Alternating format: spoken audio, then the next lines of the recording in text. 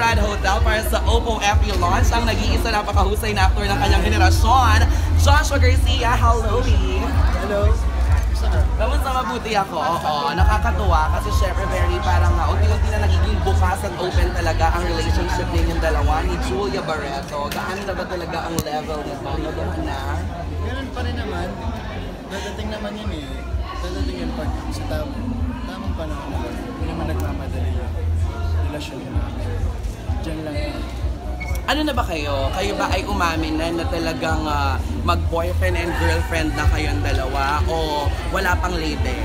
Wala kami nga aminin kasi wala pa eh.